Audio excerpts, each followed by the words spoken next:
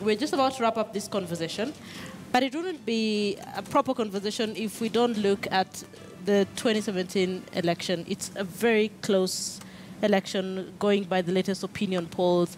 And there are those who say it's a crucial test to Kenya's progress in terms of democracy. Alex, what do you hope for tomorrow as Kenyans go to cast their votes?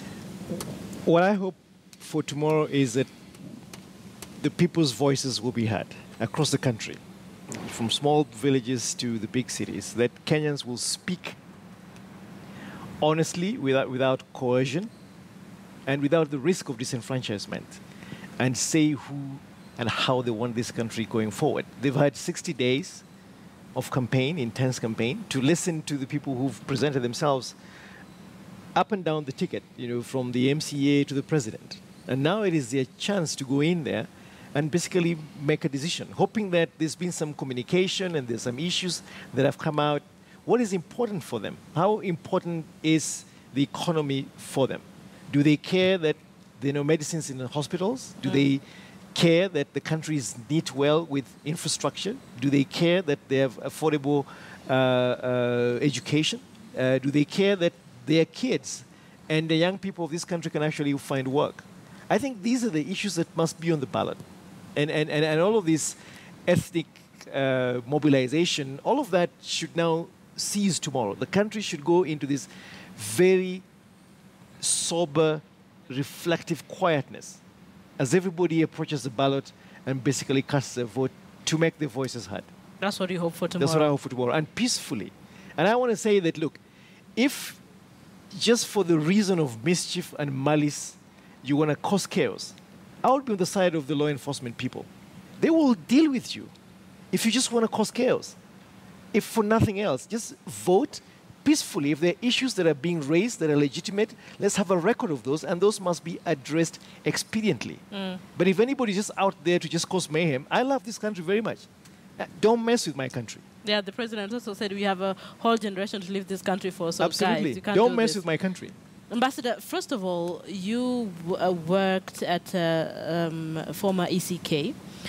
In terms of technology, how much has technology changed the voting process in Kenya? Before I get your sentiments on what you hope for tomorrow. I think the technology has done a lot. How different is it right now? Don't forget that ours was manual. And we struggled with it. We actually started this ball rolling. We had a discussion with the USID, who agreed to give us a few computers here and there. They didn't work because we felt that we did not train our people sufficiently to get them to use the system. But since then, coming to the level where we are using IT in almost everything, I think it is perfect. It's a very good step. It's expensive. By the way, I think we should have time to interrogate ourselves about the expenses. Alex is talking about 50B. 50B is what is going to the Electoral Commission and the security. But it is a lot more. If you were to compute the money that has been used in the campaign, it's a lot more. And that money, by the way, is not coming in this country. A lot of it is flying out of the country. So technology is good. I think we have reached a stage where we need to identify what is proper and what can work. Daisy has just said that we spent about 10B during the last election, and nobody is interrogating anybody to find out right now we have 50. What is really happening with what then that was just for the kids. Are they reversible? Can they be converted into something else? I don't know. But those are some of the things that we have to look at. Now, looking at tomorrow, I'm looking forward to not only a peaceful election, but a just election. If Chebukati is listening, I think I'm hoping he there are a few things that he has to do tonight, not tomorrow. That network thing is bad. That missing candidate is bad. Let him put all his forces to get those, to give us some explanation by tomorrow morning. I'm sure by afternoon, if there are people who are not appearing on the register, he will have found an answer and enabled them to do the voting. The agenda for Kenya is big. We almost wasted 5 years because I look back at the Constitution. The Constitution gave us a lot of hope. And I think we moved forward saying we are moving to the new Constitution, and it has lots of answers to the problems that we have. Now, I'm looking forward to a situation where Kenyans will have the best candidates. Take it. And this best candidate should be able to domesticate the Constitution. Let us see the Constitution do what it was meant to do. Setting up of institutions that work. Daisy just made a reference to the institutions. We have institutions. They are not working because they have not been resourced to give us the answers. So there are lots of challenges for whoever. The candidates have gone around and set very, very high expectations to Kenyans.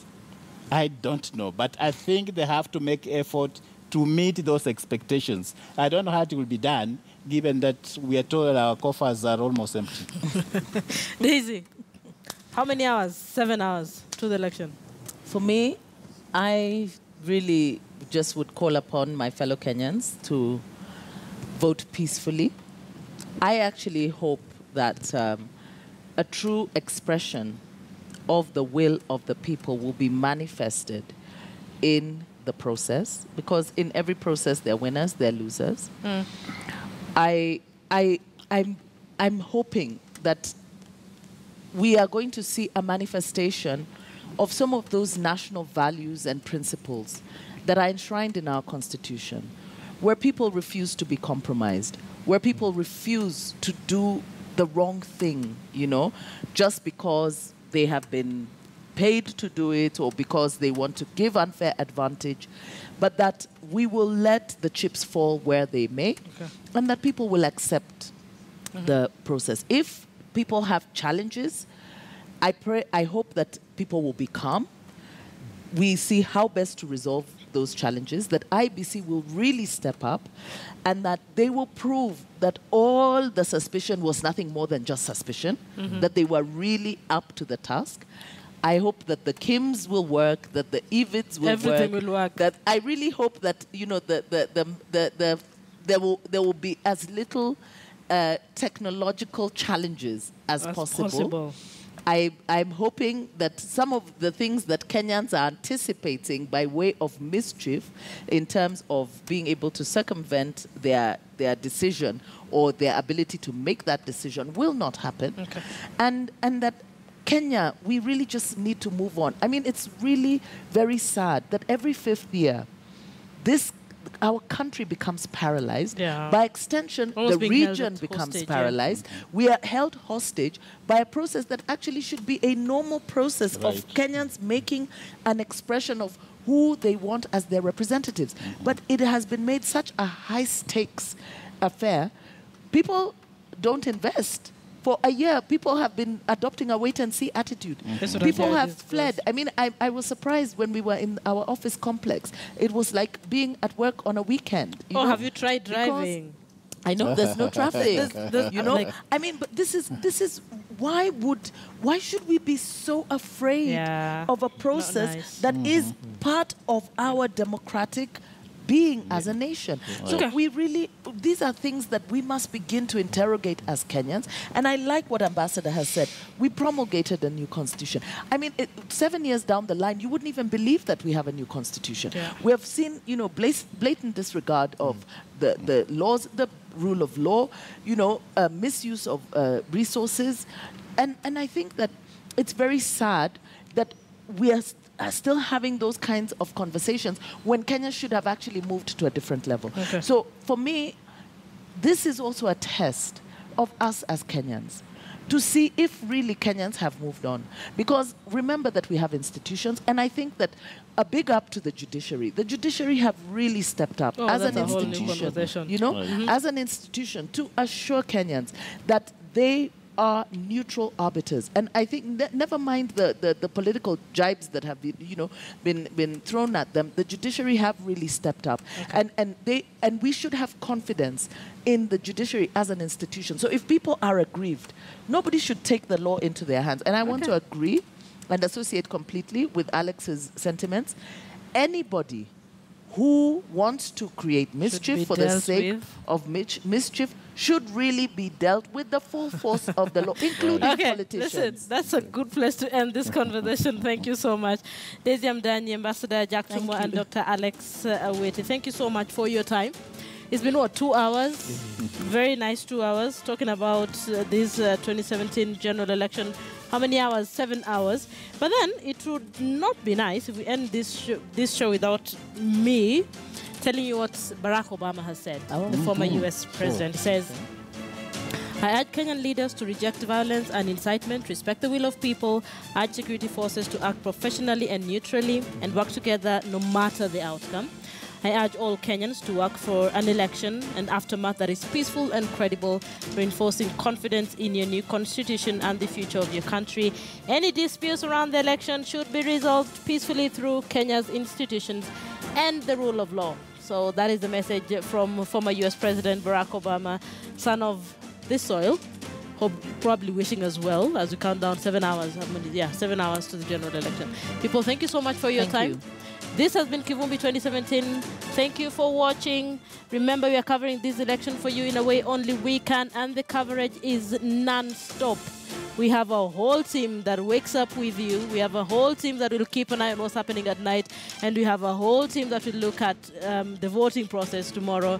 And we have an entire team as well, including Daisy, who will do the analysis later on for you after the votes will have been cast. I'm Linda Ogutu.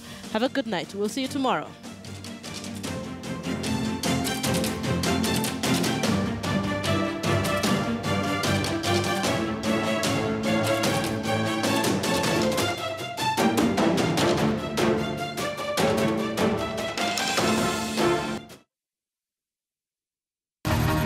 Kivumbi 2017 for all your